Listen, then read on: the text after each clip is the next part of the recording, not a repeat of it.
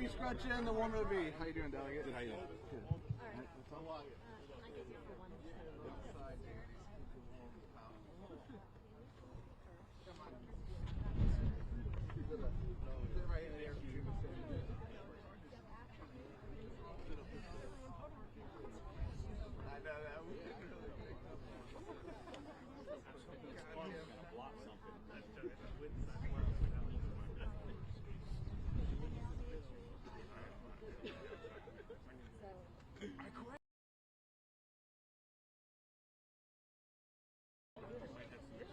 All right. Good afternoon, everyone. Thank you so much for being here. My name is Kaylee Locklear. I'm the president of the Maryland Retailers Alliance. Maryland's grocery industry is one of the most essential parts of our state's economic and community infrastructure. Grocers provide thousands of jobs, they anchor neighborhoods, and ensure that Maryland families have access to the food and household essentials they rely on every day. But what many people do not realize is that grocery stores operate on extraordinarily thin profit margins, typically between 1% and 3%. And at that margin, every fraction of a percent matters. It determines whether a store can stay open, whether it can hire more staff, whether it can expand into an underserved neighborhood, and whether it can survive inflationary pressures that have affected everything from supply chain costs to labor expenses. This is why allowing the sale of beer and wine in Maryland grocery stores is not simply a convenience issue, it is also an economic one. In nearly every state where beer and wine can be purchased alongside groceries, retailers experience a stabilizing revenue boost. These additional sales help support the razor-thin profit margins that define the grocery industry. And in Maryland, we are at a competitive disadvantage. Residents who live near borders routinely cross state lines into Delaware, Pennsylvania, Virginia, West Virginia, and the District of Columbia, where there is one-stop shopping and grocery stores where they can not only buy their groceries, but also purchase their beer and wine. Every time a Maryland family crosses that border to shop, we don't just lose their beer and wine sale, we lose their entire grocery basket. We lose sales tax revenue. We lose spending that should be supporting Maryland jobs and Maryland communities. And the stores left behind in our state, already operating at those 1% to 3% profit margins, feel that impact directly. Allowing beer and wine in Maryland grocery stores keeps that business here at home. It strengthens existing stores and creates the economic foundation needed to open new ones, particularly in areas that have been asking for greater access to full-service grocers for decades. This is an opportunity to modernize Maryland's retail landscape, to keep dollars in our communities, and give our grocery stores the tools they need to remain strong, stable, and competitive. Marylanders want the ability to one-stop shop. Our surrounding states already allow it. And our grocery stores that serve communities here every single day need the support that comes from making this long overdue change. Thank you, and I'll turn it over to Delegate Amprey.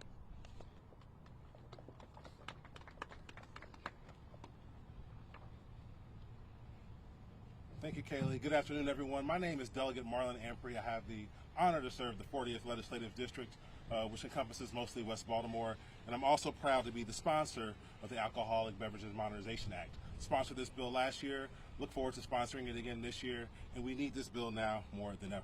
And I want to go through the 4 reasons why we truly need to have this bill passed, and for us to have beer and wine allowed in our grocery stores and retail establishments across the state. Number 1 is about convenience for families.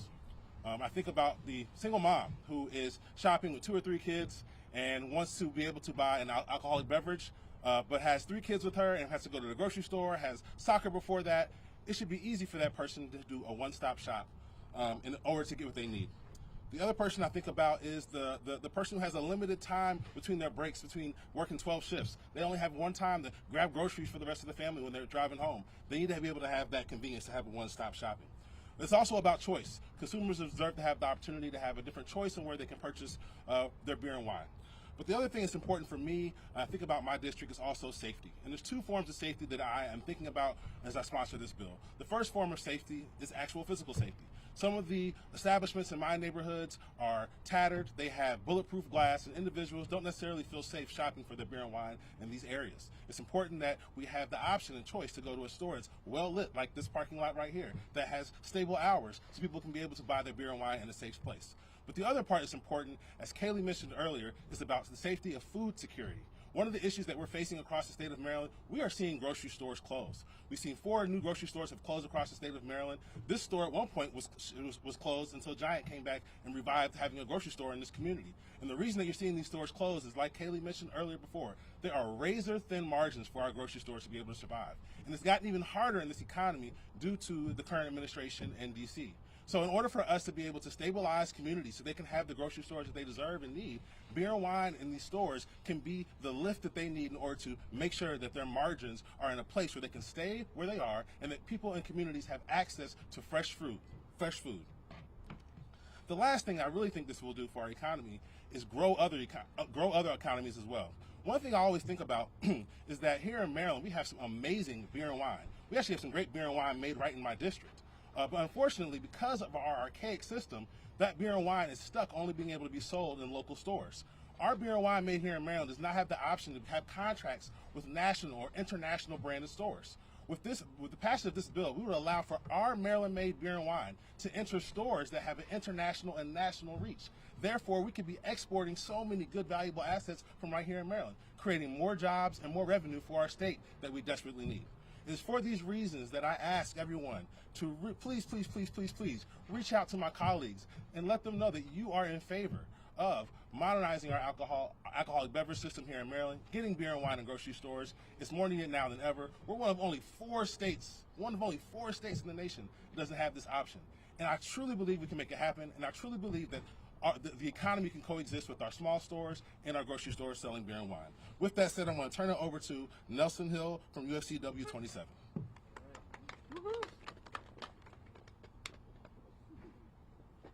Hi everyone, I'm Nelson Hill. I'm the Executive Vice President of UFCW Local 27 and also Executive Assistant to the President.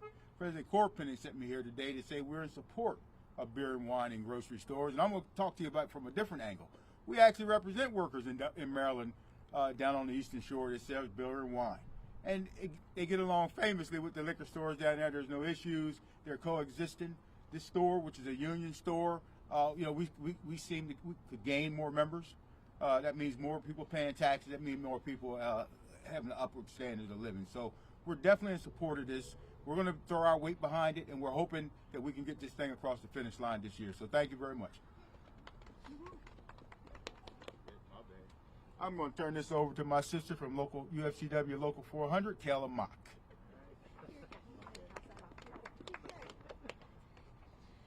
Good afternoon, everyone. My name is Kayla Mock, and I'm the Political and Legislative Director for the United Food and Commercial Workers Union Local 400. We proudly represent about 10,000 workers across Maryland in different industries like grocery, retail, healthcare, cannabis, public sector. Our members working in grocery enjoy the benefits and protections of strong union contracts that raise standards for the entire industry across Maryland. Allowing beer and wine sales in grocery stores will further expand union job opportunities and benefit the communities our members serve. It's pretty simple for us, right? More sales means more revenue for the stores.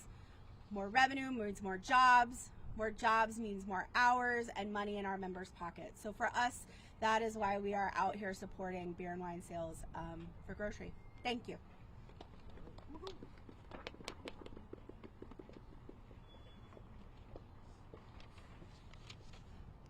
Good afternoon, everyone. My name is Ava Hodgson. I work in commercial real estate with a focus on housing, and I serve on several boards in the downtown area focused on economic development and revitalization. I'm also a resident of downtown and involved in organizations focused on resident issues.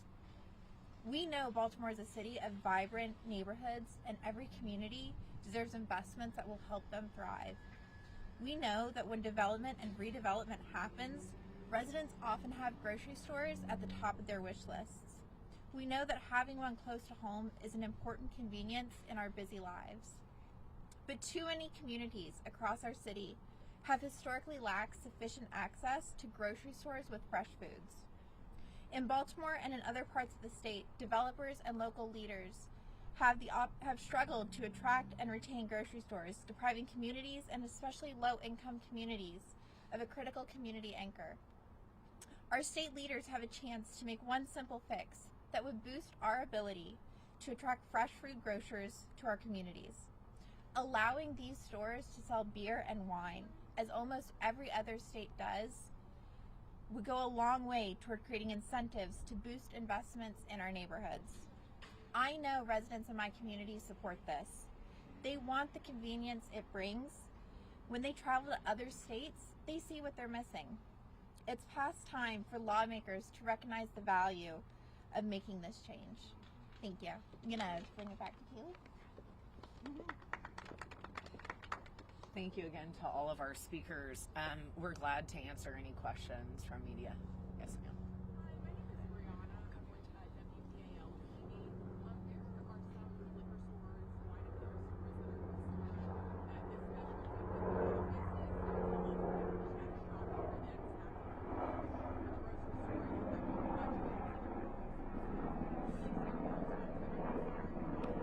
So, first of all, I want to say I understand their concern.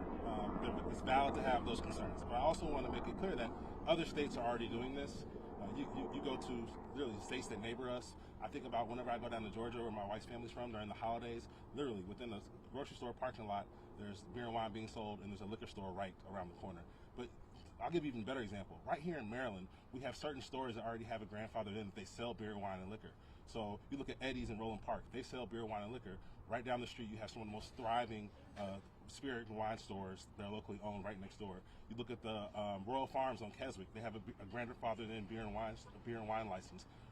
In walking distance, there's 3 other liquor stores. So I understand the concern around competitiveness, but we already are doing it here in the state of Maryland. Montgomery County, another example, is a giant store in Montgomery County that sells beer and wine within the same shopping center as the liquor store. So I understand their concern, but at the end of the day, the data shows and the evidence shows that the 2 stores can balance out and compete fairly.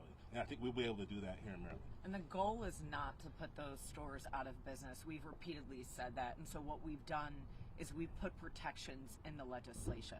We are not creating new licenses. Existing licenses would have to be purchased. And there is a distance restriction with regard to how close a grocery store is to an existing package store. Yeah. And there's also conversations around also putting in square foot requirements for the actual stores that have how much beer and wine they can actually sell inside the store to make sure it's a competitive balance. So there's equity is being thought of, fairness is being thought of, and all of this. And we understand their concern, but I truly believe that we can have a balanced system here in Maryland. I have another one if nobody else. Sorry. Hey. Blake Sable with WMAR2 News. There's a statistic on the Consumer Freedom Coalition's website that says 80% of Marylanders support this. Can you explain where this data point comes from and how you're able to come to this conclusion? Yeah, sure. So we've polled probably for the past 5 or 6 years, and we ask the same question. Do Marylanders want to purchase beer or wine in grocery stores? And extraordinarily, we thought we hit a high during COVID, but that number now has grown to 80%. So there are polls that are conducted every single year, and that number just keeps increasing. Do you know how many people are part of the poll? I can send you that information. Yeah, that would be Okay. cool. Yep, absolutely. Do you know if the governor still supports this effort like he said last year? Yes, he does. I don't want to speak on behalf of them, but the support is there. Look, my understanding is that the governor wants to see this happen eventually, for sure. So, yeah. Chris Gian with WBAL News Radio. Good to see you again, Delegate. Good to see you. Colorado passed legislation in 2019 which allowed beer and wine to be sold in grocery stores. And Colorado State did a survey in 2023 had talked about how there was a 5% decline, at least in terms of cell phone data. That doesn't have any correlation with sales. But that is traffic. That is one customer out of 20 is not buying a bottle, perhaps, you know.